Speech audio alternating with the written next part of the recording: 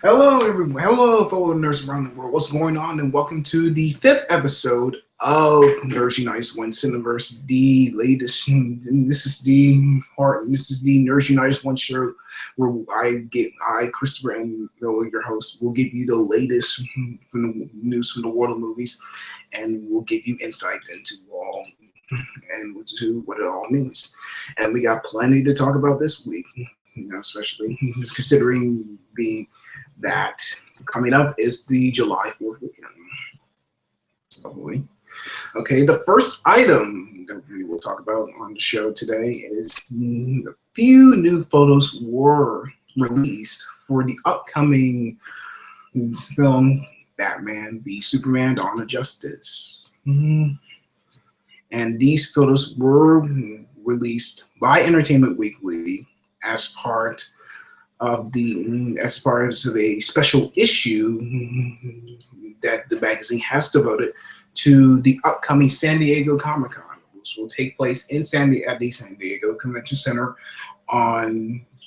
for the weekend of July 9th through 12th, beginning on Thursday and ending on Sunday, the 12th of this year.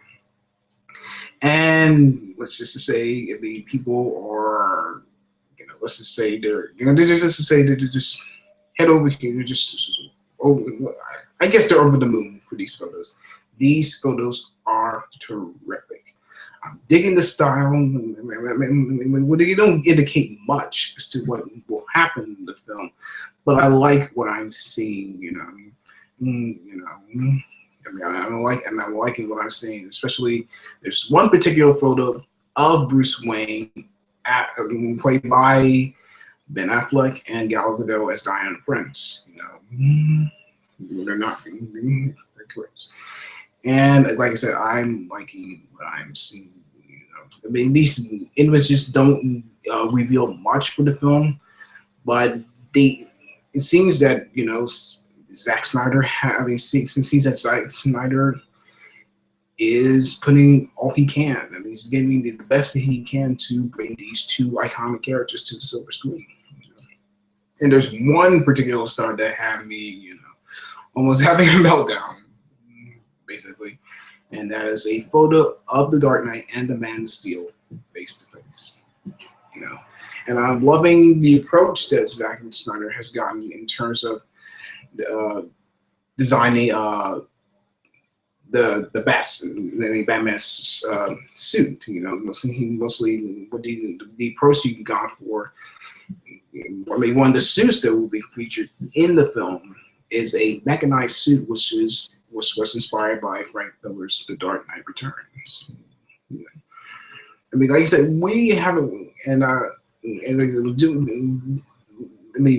being is going to be Comic-Con is going to be coming up very soon.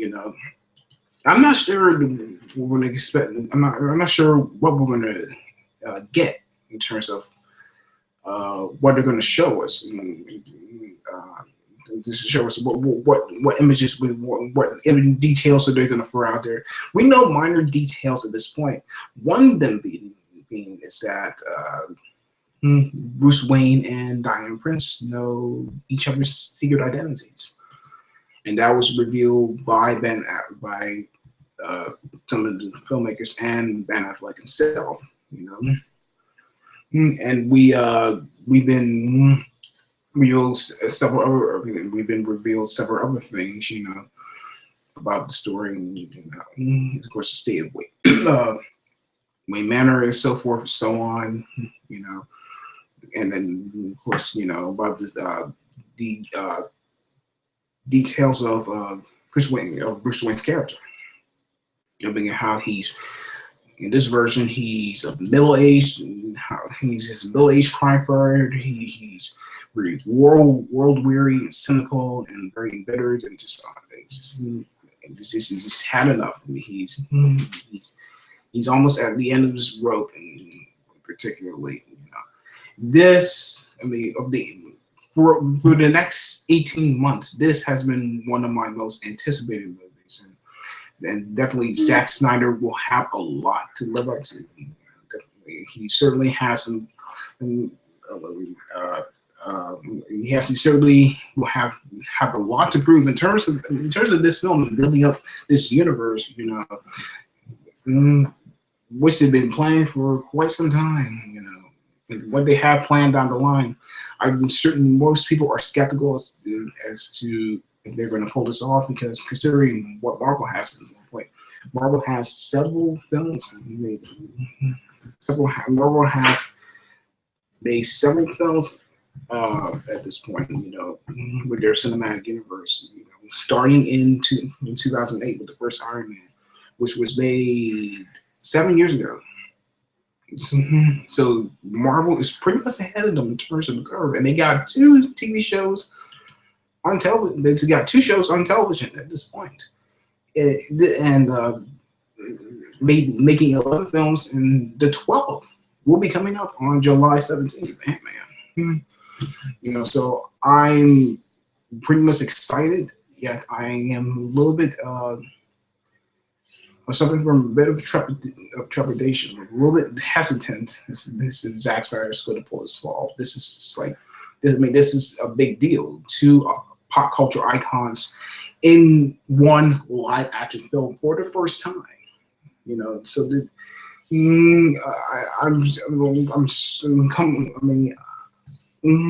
I just hope that Zack Snyder knows what he's doing. I hope he knows. I hope he knows what is expected. In terms of, you know, meeting that quality, you know, fans so desire. From this movie. So I just like Batman v Superman 2016. Oh, this is gonna be excruciating wait. Another item we'll be discussing on the show today will be the departure of stars Michael Keaton and J.K. Simmons for the film Kong Skull Island. You know, nothing is known at this point as to why they departed. I assume, you know, they had other projects that interested them.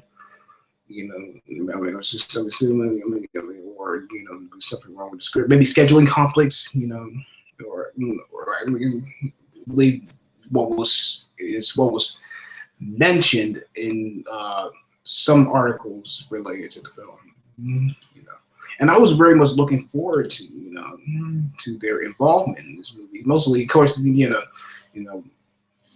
These guys were nominated for Oscars, and one of them won an Oscar. J.K. Simmons won for Whiplash, and Michael Keaton was nominated for Birdman. You know, since their involvement, since they are no longer involved in the film, I become a little unenthusiastic about it. I'm hoping they give us a great feature. Hoping they give us a great prequel to the story of. That we know along the story, how this gigantic ape is brought to civilization and runs amok. You know, I mean, we still got Tom Hiddleston. Hopefully, he's still kept on the project. I mean, hopefully, hopefully, you know, when it comes, I mean, hopefully, you know, hopefully more people are being cast, and hopefully, this project will soon go into production and make its March 10th, 2017 release date. This is a film I'm really looking forward to seeing. You know? And another item we'll be discussing on the show today is the first image for the X-Men spinoff has been released, and this spinoff is, of course, featuring the character of Deadpool. And Ryan Reynolds, who played the character in the first Wolverine spin-off film back in 2009, is set to reprise the role of the character again. And I'm saying, and when I looked at this image, I thought, this is pretty cool. This is pretty cool. And I believe people said that Ryan Reynolds' portrayal of the character is one of the things they liked about it, you know. So, and from what I've heard, you know, the comments that Ryan Reynolds said about this production and what they're going to how they're approaching making the film and so forth and so on.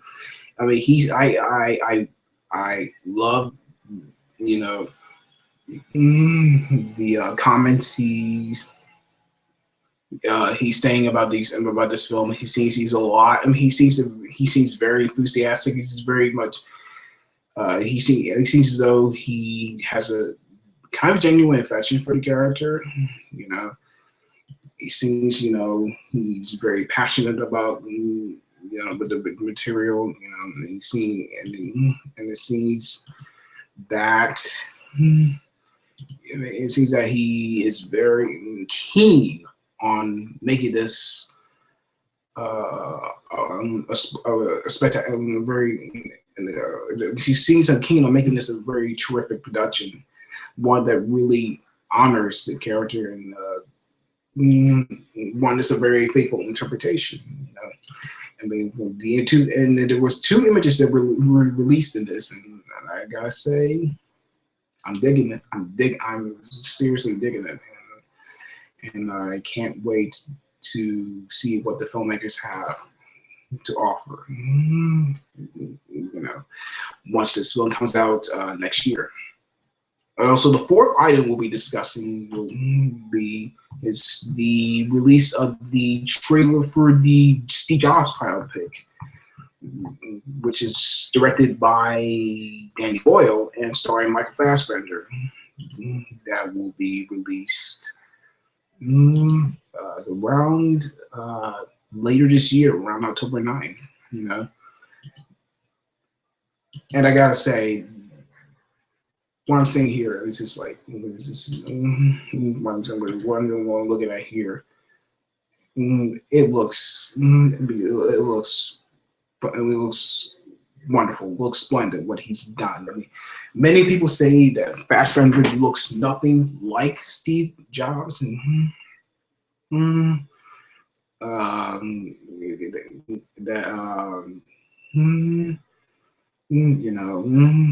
I know a lot of people were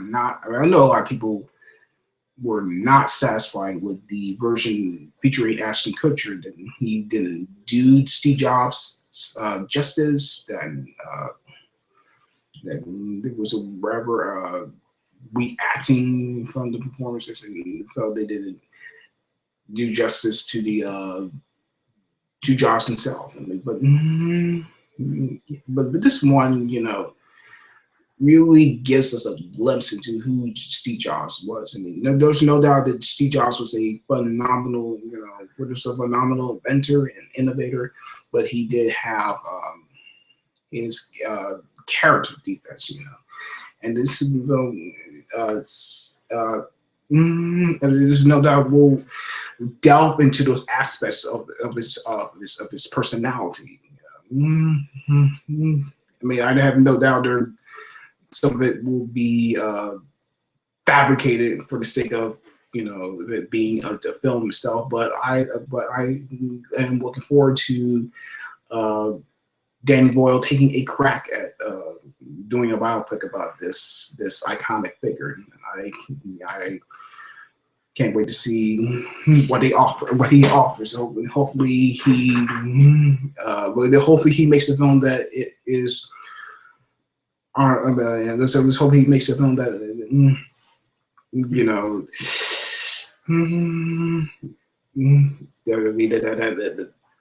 that's a worthy tribute to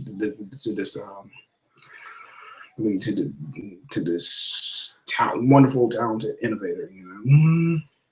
And another item we'll be discussing, the final item we'll be discussing on our show is, of note, a very, very, very wonderful movie, an iconic movie celebrating its 30th anniversary this year. And this movie was released on this date 30 years ago. The story of a boy accidentally sent back in time, and has to find a way to get back home. And I'm talking about Robert Zemeckis' Back to the Future. Back to the Future tells the story of a boy You know, like I said, this aspiring musician, this skateboard loving 80s kid who was sent back in time 30 years by in a time machine invented by his inventor's scientist friend. And let's just say he mm,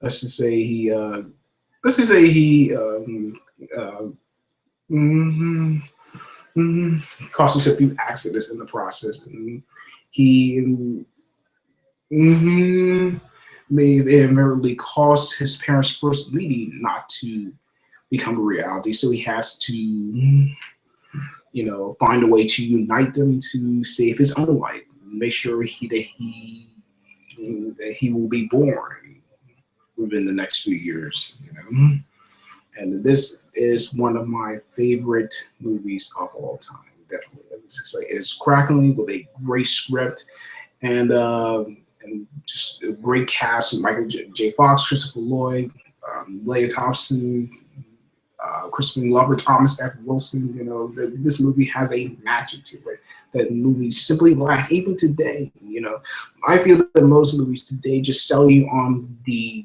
visual effects. You know, but this movie didn't really require that. It had a great script. It had a great cast. And, and then it had a wit and an inventiveness that is not seen in most films today. And a lot of things are done to celebrate this film's 30th anniversary. Of course, you know, in Hollywood, they just had a concert, you know, where they had a live orchestra set to music while the film was playing.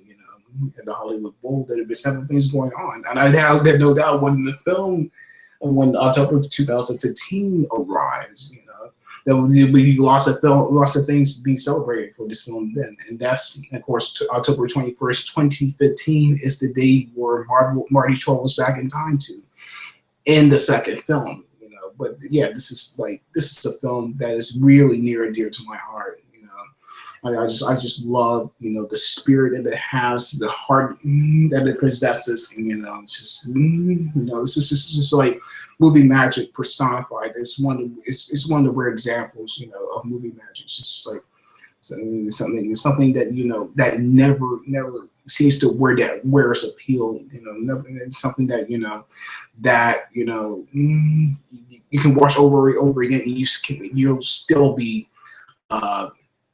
thrilled by it. It's just a movie that is timeless. I don't think it's a movie that will never, you know. I think it's a movie that will never cease to amaze audiences 30 more years down the line. I mean, I will be watching the trilogy today, all day, just to let you guys know. Okay, folks, and thank you so much for joining me for this 5th episode of Nerd United's One Cineverse. Of course, I usually do this show on Thursdays. You know, I had some minor things that came up, you know, yesterday, so I get notified to doing this show today. You know, thank you so much for joining me. You know, for these latest on the world movie news, and make sure to turn to the main channel, Nerd United's One.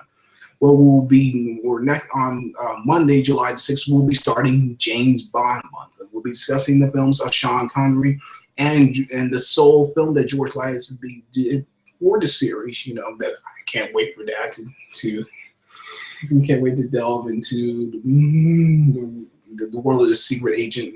He goes to those locales, drinks martinis, and, you know, hangs out with beautiful women. It's just like, make sure you guys check that out. You know, of course, you know, like I said, this is something, you know, I'm anxiously waiting to do. You know, like I said, you can catch this show, Nerd United's One Cineverse, on Thursdays, and make sure to keep it that way. Hopefully, nothing comes down the line where I will do the show, you know, as Thursdays as planned. You know, like I said, check out the main show. Like I said, check out the main show. Always on Mondays, of course. Next week is James Bond month. You know, and also make sure to check out some of the other shows we have on this channel. You know, of course, you know, Paul has his television series and television themed series, Wednesday nights on the small screen. Caleb has Blue Thursdays, and Albie has his countdown show. And make sure we can check out other shows we have on this channel. You know, and if you want to know where to find me, you can find me on Facebook at Christopher N. Miller, aka Chris the Jedi. Okay, thanks you so much for joining me, fellow nerds around the world. My name is Christopher N. Miller. And until next time, I'll see you later.